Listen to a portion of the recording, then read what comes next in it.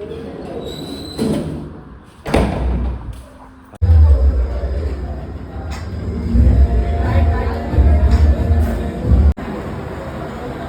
गाईस सोया चंक्सची भाजी बनवते मी घरात बसल्या बसल्या.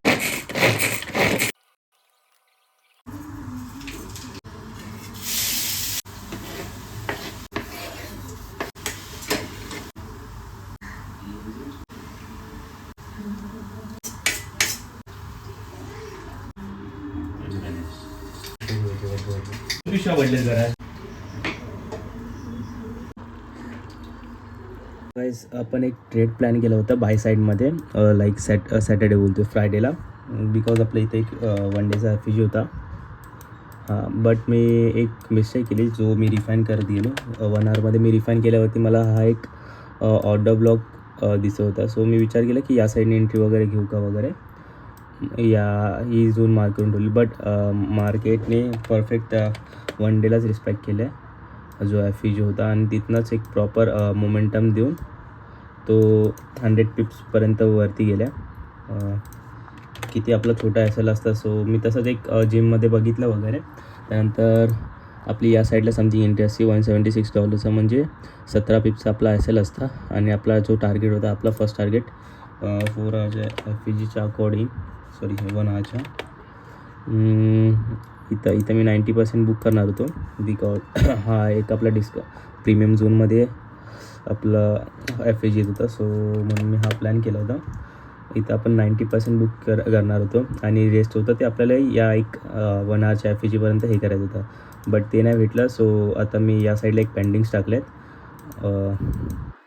सेल साईडमध्ये या लेवलला. बट मार्केटने तर अगोदरच 65 पिप्सनी तो खालता मोमेंटम देत गेला आहे बॅरिज साईडमध्ये.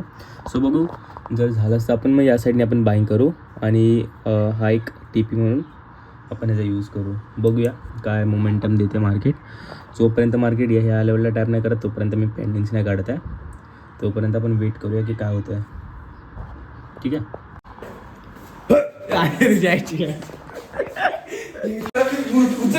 खायला भेटलं असतं काहीतरी. भाभी भाभी करता येईल भाभी देतो ते हे असतं ना, ते होतं मी विनाला कॉल कर ना, आता जाऊया आपण. गाईज ट्रेडिंग करता करता मला एक थॉट आलेला की मी अजून प्रॉफिटेबल का नाही आहे. सो लाईक माझ्या डोक्यात एक वस्तू चालली की काय रिझन असतील. तर नंतर एक गोष्ट माहिती पडली की जे मी ट्रेड लाईक विचार करतो की लाईक सेटअपवरती असतात ते घ्यायला पाहिजे, ते मी घेत नाही. आणि ट्रेड्स जे घेतो म्हणजे लाईक एक प्रॉफिटेबल ट्रेड गेल्याच्या नंतर असं वाटते की हा ट्रेड घेऊया, कारण तो ट्रेड घेतला नाही. सो तो ट्रेड पंचअप केल्यावरती त्याच्यामध्ये कधी ना कधी तर एल जातात. सो तो असा ट्रेड असतो की जो माझा एल जाणार असतो, आणि जो विनिंग ट्रेड असतो मी सोडून टाकतो, असं असतं. सो त्यानंतर मला समजलं मी जेव्हा माझे ट्रेड सगळे जेवढे अपॉर्च्युनिटीज आहेत आपल्या सेटअप्समध्ये ते जेव्हा मी एक्झिक्यूट करत नाही त्यावेळी मला लॉसेस भेटतात. बिकॉज एक विनिंग ट्रेड असतो कधी कधी, एक लुझिंग ट्रेड. आणि जेवढा मी कधी पकडतो तो लुझिंग ट्रेड असतो, आणि विनिंग ट्रेड असतो तो मी लाईक सोडून देतो, कारण ते लॉसेसच्यामुळे fear of losses and something वगैरे. आणि जेव्हा पण मी माझं लाईक रूल्स वगैरे ब्रेक करतो, लाईक जे सेटअप प्लॅन एंट्री मॉडेल वगैरे त्या हिशोबाने जे रूल्स मी ब्रेक करतो तेव्हा मला लॉसेस भेटतात. कारण जे मी रूल्स बनवले जे प्लॅन्स आहेत माझ्या ट्रेडिंगच्या हिशोबाने, सो मी ते जेव्हा फॉलो करत नाही तेव्हा लॉसेस सफर करावे लागतात. सो मला एक हे आलं की जर मी लॉसेस आता असंच करताना इमोशन्समध्ये आणत राहणार ट्रेडिंग करताना, सो माझं इम्पॉसिबल आहे ट्रेडिंगमध्ये सक्सेसफुल होणं. सो मला ह्याच्यावरती काम करावं लागेल की काय करायला पाहिजे समथिंग वगैरे. सो सायकॉलॉजीवरती मला थोडंसं फोकस करावं लागणार, बिकॉज लाईक आपली स्ट्रॅटजी तर आहे, आपलं रिस्क मॅनेजमेंट पण आहे. फक्त आपल्याला एक तो डिसिप्लिन हे करायचं ज्यावेळी आपण ट्रेडमध्ये असताना काहीच आपल्याला मस्ती नाही करायची. ज्यावेळी आपण एक ट्रेड सेटअपमध्ये आहोत, आपल्या सेटअपमध्ये आपण हे करतो आहे तो जो आपले प्लॅन्सच्या हिशोबाने आपल्याला जायचं आहे. बिकॉज जर आपण प्लॅन्स हे होणार तर आपल्याला लॉसेस फेस करावे लागतील.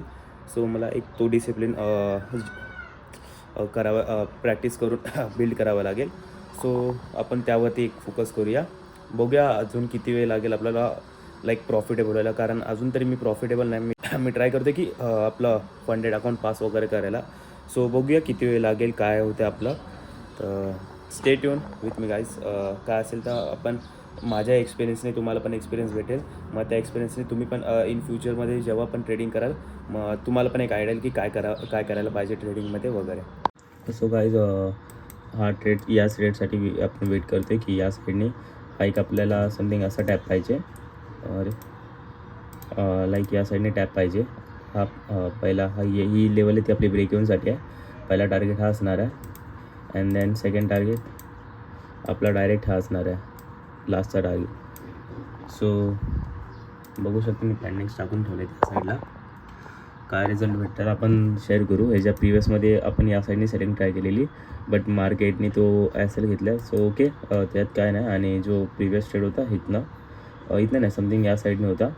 तर मार्केटने एवढा तर मुवमेंट दिले आणि दॅन परत मार्केटने हे गेलं. मी बोलू चल ठीक आहे एवढं काय नाही त्याच्यात. सो माझी ही एक डेलीची लेवल आहे. ही डेलीचा आपली कॅफीची आहे. सो त्या साईडने आपण विचार केले की या साईडला मार्केट मूव्ह करायला पाहिजे. बट मार्केट ऑलरेडीच आपल्या लेवलला टॅप न करता 43 पिप्स रनिंगमध्ये आहे. लेट्स सी काय होतं आहे. जोपर्यंत ही लिक्विडिटी घेत नाही ही आणि ही तोपर्यंत आपण या ट्रेडमध्ये असणारच, कारण आपली ही पहिली लिक्विडिटी आहे. एक सेकंड मी मार्क करून ठेवतो म्हणजे तुम्हाला समजेल. जोपर्यंत ही लिक्विडिटी घेत नाही किंवा ही अजून जोपर्यंत न्यूयॉर्क चालू होणार नाही सो तोपर्यंत आपण वेट करायचं आहे. तोपर्यंत आपली ही एक पहिला टार्गेट आहे. जेव्हा न्यूयॉर्क चालू होईल तर ही आपली पहिली लिक्विडिटी सेकंड टार्गेट आणि आपला फायनल टार्गेट. सो टोटल आपला आहे हा टार्गेट समथिंग 200 पिप्स आहे. तर बघूया काय होतं आहे. हे बघा like focus on execution plus risk management is equal to success. हां ॲक्च्युअलमध्ये बिकॉज मी एक्झिक्युशनवरती फोकस नव्हता केलेला सो मला ते